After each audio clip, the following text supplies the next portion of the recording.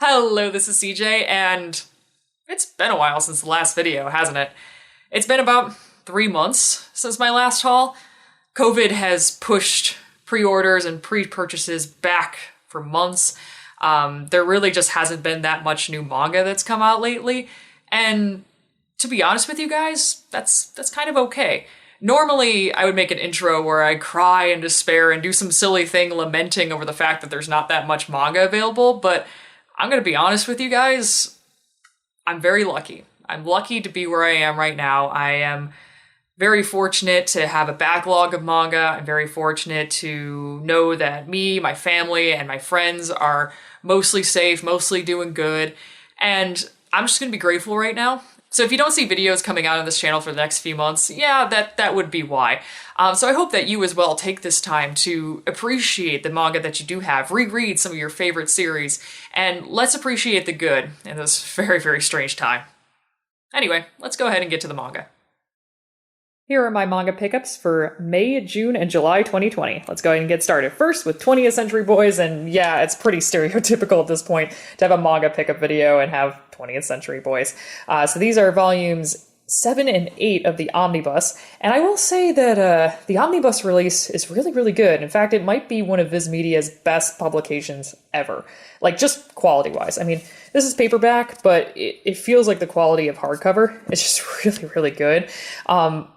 As far as the story is concerned, I really like 20th Century Boys. I see why the hype is there. But my only complaint is it's kind of one of those stories where if you know the mystery, it's not as like awesome on the reread. It's definitely one of those stories where the first time you read it, it's really, really, really stinking good. Second time you read it, you're like, all right, this is still good. You know, you're seeing clues and hints that you never saw before. But it's definitely one of those things where the first time you read this, it's going to be just amazing, just bonkers, out of this world. But because it's a mystery, once you know the secrets, second time you read it, it's just okay. But yeah, awesome release. Definitely going to support this until the end. Super, super excited for more issues. Next, we have Act Age, and wow, it's been a long time for this volume to come out. Like, seriously, it's been a super long time. I've been looking at the series for at least more than a year now. Some other series that I've been waiting a long time for have been Chainsaw Man, which still hasn't come out, and Spy X Family, which I'll talk about in just a bit.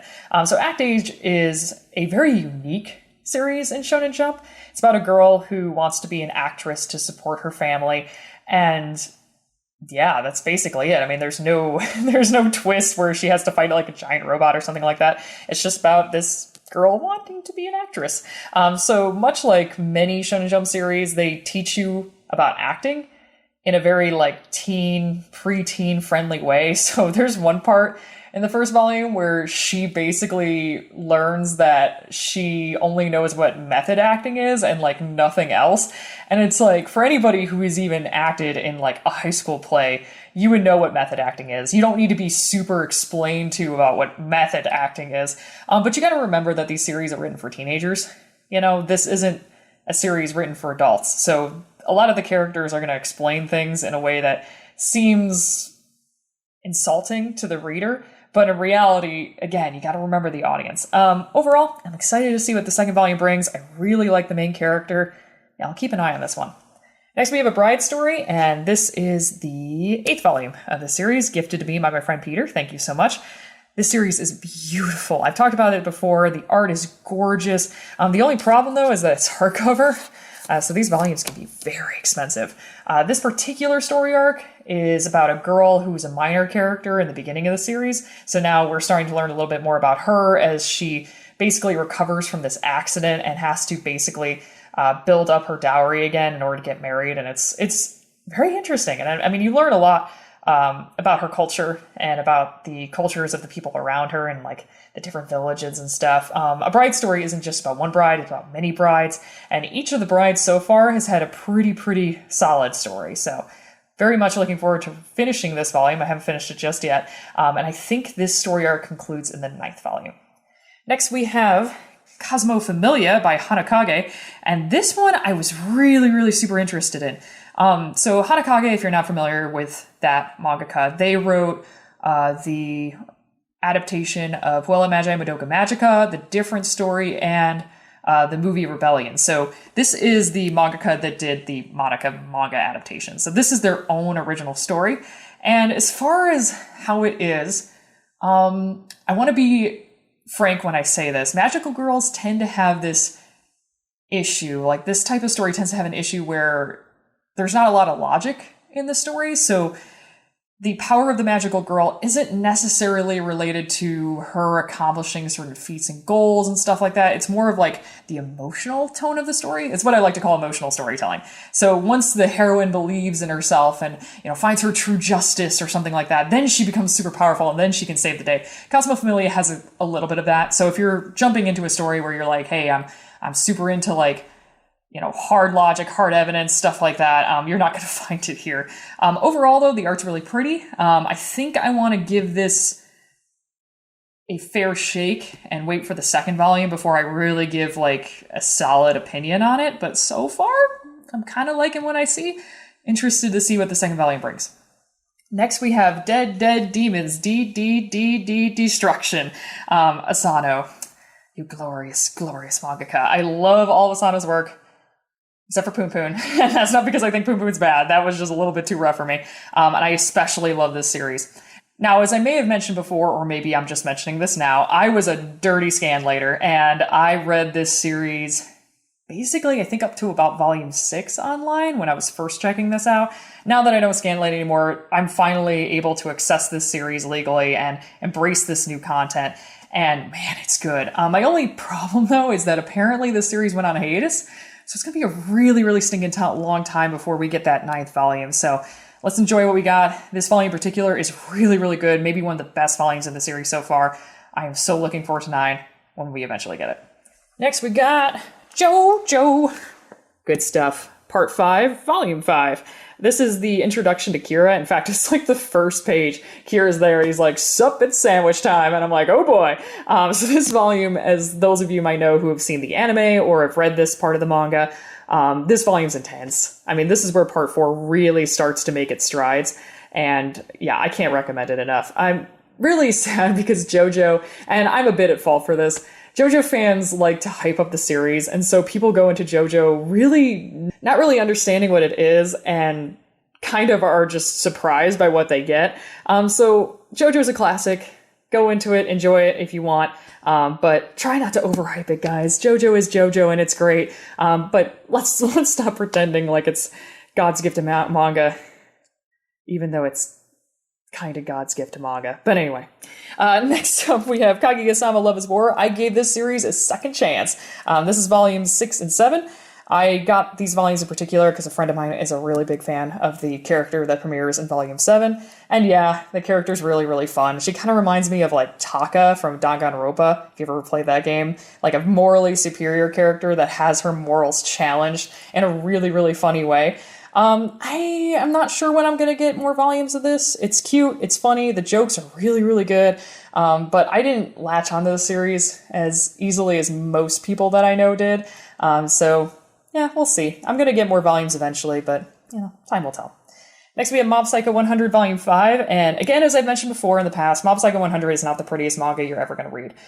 This volume in particular covers parts of the end of season 1. It doesn't cover the ending of season 1. That's volume 6. So there's some really, really good stuff in here. So again, I can always recommend Mob Psycho 100. I'm just going to give you that warning. Don't go into it expecting some fantastic art. There is great stuff in this volume, but it's different from other manga. I'll just put it that way. Next, we have One Piece volumes 28, 29, and 30. And those of you who frequent my channel will probably be pretty confused seeing these volumes. You'll be like, CJ, don't you have all of One Piece? What's going on here? My friend Ian and many other people noted that I have a single 3-in-1 volume on my One Piece shelf that covers these 3 volumes, and he gave these to me as a gift, so thank you so much for that. I really appreciate it. And now my shelf looks super, super pretty. I have every single volume now, and it just looks awesome. Just to talk a little bit about these 3 volumes, Skypiea, like back when I was growing up in the mid-2000s and I was reading One Piece, unfortunately, via scanlations, most people thought that Skypiea was like the worst arc in One Piece. It's not bad, like at all. I should probably just clarify that right now. One Piece is really, really good, especially in Skypiea. Like, looking back now, I wouldn't consider Skypiea the best arc, but I would definitely put it up there, like, as one of the critically best arcs. Don't believe me? Just go back and read it. Trust me. It's got some really, really great stuff. Gosh, look at this art. This art is just so fun.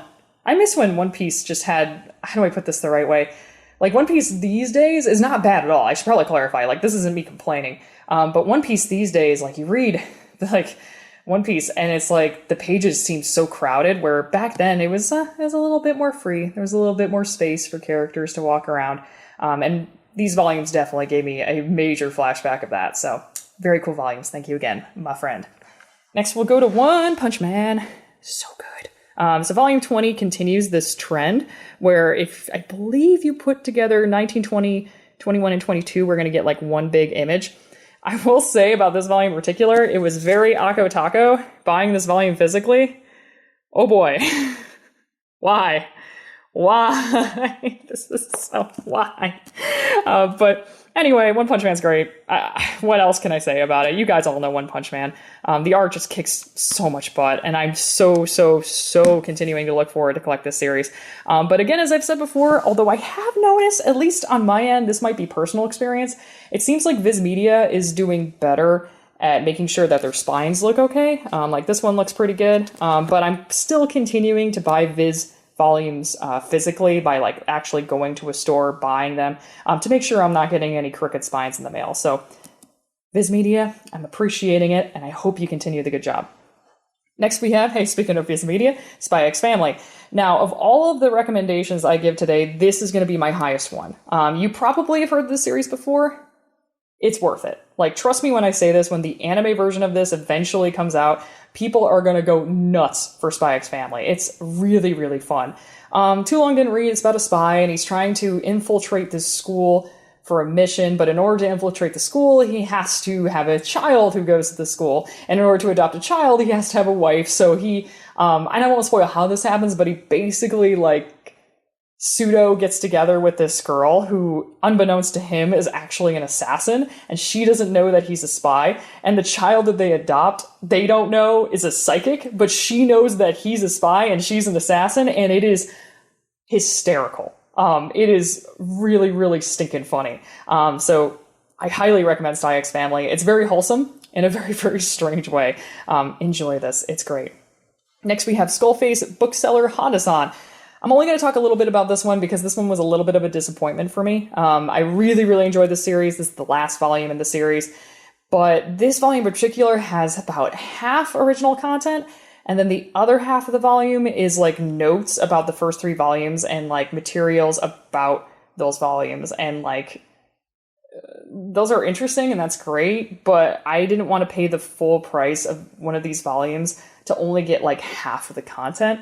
But other than this 4th volume, which was kind of a stinker, the rest of the series is really, really good, and I'm looking forward to more autobiographical manga. Hey, speaking of which, I totally forgot about this. I'm just going to put this in the video right now. Very, very professional of me, I know. So Blank Canvas, Volume 5. I totally forgot I got this because it's in my classroom box. But this is the 5th volume of an autobiographical series by the same lady who did Princess Jellyfish. And let me tell you guys, this volume hit hard. Now, I'm not saying that if you are a younger person, so what I mean by this is like 20 years or younger, that you're not going to be related to this volume, but this is one of the few manga volumes that I own that really, in my opinion, like gets the adult experience right. Like, you know, I look back on my time with like my mentors, my teachers, the people who inspired me and helped me grow, and the feelings of regret that this author has toward her teacher and the things that she wishes she did. Man, sometimes I get those same dreams, man. Like, you know, where I'm like, I could have done so much more. I could have been this kind of person. You know, it's this volume hits hard, and it's a volume that I'm really, really proud to have in my classroom. You know, this is great. I love Princess Jellyfish, don't get me wrong. But as far as I'm concerned, this is her greatest work. Always recommend Blank Canvas. And then finally, we have Wave Listen to Me, and this is by Samura, which you may know as the mangaka behind Blade of the Immortal and Deep Air Gelder. So unlike the whole series, Wave Listen to Me is totally violence-free. As the author puts it, nobody dies. And it was funny because that apparently was a unique challenge to them.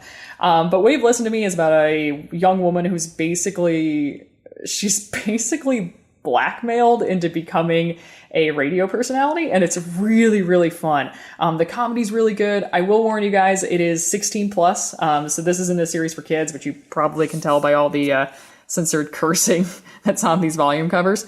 But, you know, as somebody who is really, really into media myself, this was really fun, and I liked learning about old school radio. It was a really good time.